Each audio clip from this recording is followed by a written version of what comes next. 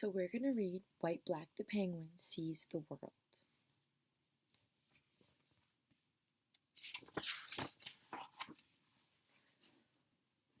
White Black the Penguin was worried. He was the chief storyteller on station WONS. Spelled backwards, it reads snow. The radio station for all of Penguinland, and he had run out of stories. I guess I'll take a vacation and travel, he said. Travelers always have lots of stories. His friends Seal and Polar Bear agreed. But you'll need a boat, said Seal. You can't swim all the time. I'll give you half of an old sealskin. It will make a fine boat. And I, Polar Bear, I'll give you a rope made from the hair of my last winter's fur. Ropes are always useful. That's wonderful, said White Black. Besides, I've always wanted a boat and a rope. So he began to build the boat, and with all the family helping, it was finished in no time. White Black was ready for his trip.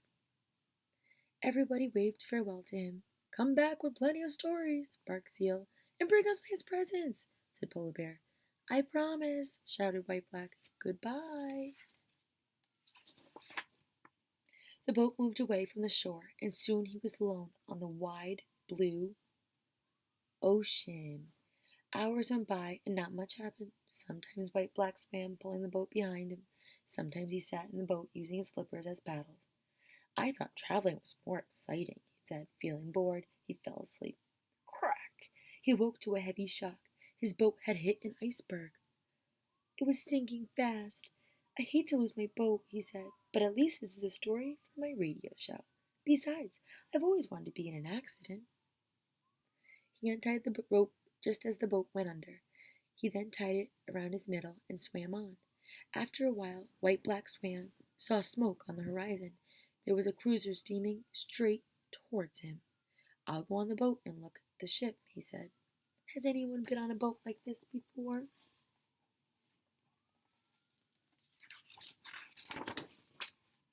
When the cruiser was close enough, he lassoed a gun and climbed on board. Everything aboard the cruiser was clean and shiny, and White Black was pleased. On deck was one of those famous human beings he had heard so much about.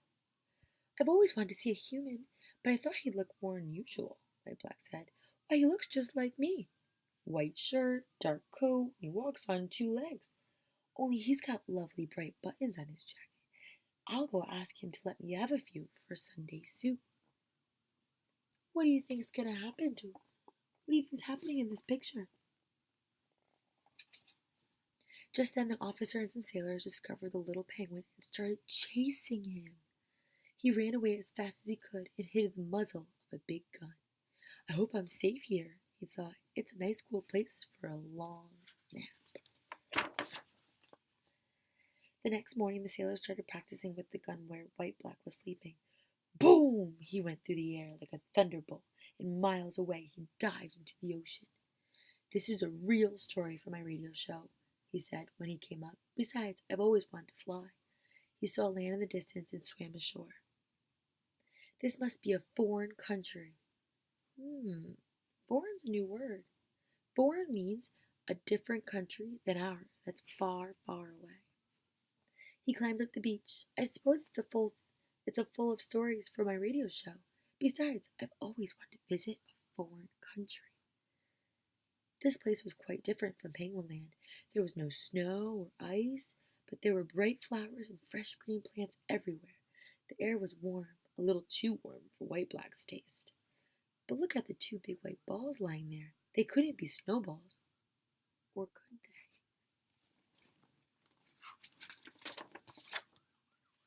Perhaps footballs, he thought. Besides, I've always wanted to play football. He kicked one ball with his foot. Crack! The ball broke in two, and out came a baby ostrich.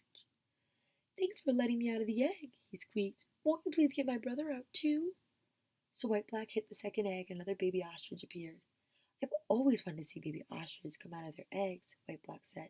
It's a very rare experience and a fine story for my radio show. That moment, Father and Mother Ostrich arrived. What a pleasant surprise, they said. Won't you accept a little present? Mother Ostrich gave him a lovely mirror, and Father Ostrich produced a roller skate. Thanks, said White Black. Now I must go, because I'm on a trip. collecting stories for my radio show. Wait, said Father Ostrich, the desert is hard to travel for somebody with such short legs. Pardon me for saying so. I'll give you a letter of introduction to my friend the camel. He'll let you ride on his back. Remember when we went to the zoo? Which of these animals did we get to see? Yeah, we saw an ostrich. White Black took the letter and walked into the desert. It was like the beach in Penguin Land, only warmer. Soon he met the camel. Alone. The camel was very glad to have company, for the desert is such a lonely place. I provide the ferry services across the desert, the camel said, and I charge a small fee, but because of that letter I shall carry you for free. The camel knelt down, and White Black climbed on its back. Another good story for my radio show, he said. Besides, I've always wanted to ride on a camel. At first, White Black liked the ride, but after a while, he had a funny feeling in his stomach. With every step, the camel's back moved up and down, up and down. He felt he was going to be seasick. This would not make a good story for my radio show, he thought, and besides, I never wanted to be seasick. Penguins are not supposed to be seasick, ever. Finally, he could not stand it anymore. He asked the camel to please let him off. Now he had to walk through the desert again for hours and hours. I wish I was home, he sighed. Besides, I never want to be lost in a desert. I must get out of here somehow. Suddenly, he had an idea. He picked up a stick, and with his rope, he tied to the roller skate and made a perfect scooter. It even had a rear-view mirror. He rolled along smoothly all the way to the end of the desert. Now I've got enough stories for my radio show, he decided. I want to go home. If I only knew which way to go. Why, there's a plane over there. Maybe there's somebody who can tell me how to get back to Penguin Land. And there was. An explorer was quite surprised to see the little penguin. I'm leaving tomorrow, he said, and I can give you a lift. The explorer made a little carrier for White Black, and because no animals were allowed inside the plane, the carrier was fastened on top. I've always wanted to ride on top of a plane, said White Black. Now I'm on my way home. The plane took off and flew over towns and rivers and fields and forests, and finally it reached the ocean. It's getting cooler, thought White Black. I can feel we are coming closer to the penguin. I must try to have a look. Besides, I've always wanted to have a look at Penguin from the air. He managed to open the door of his carrier and walked out to have a better view. He bent over. Swoosh! Down he went, head first, and splash! He plunged into the sea. When he recovered from his fall, he looked around. He was curious. There were fish right and left and everywhere. He had never seen so many fish in his life. What's the name of this? Who can tell me what the name of this is? It's a sailboat. Excellent. Suddenly he and all the fish were lifted out of the water. He had fallen into a fishing net, and the net was being pulled in. Together with everyone else, White Black was dumped into the hold of a fishing boat.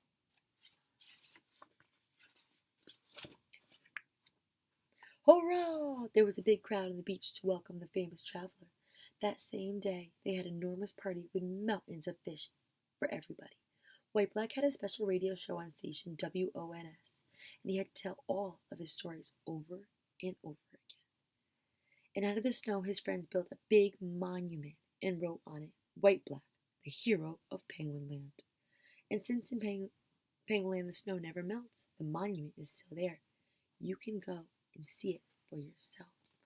Would anyone here want to go and see the Penguin Land? The end.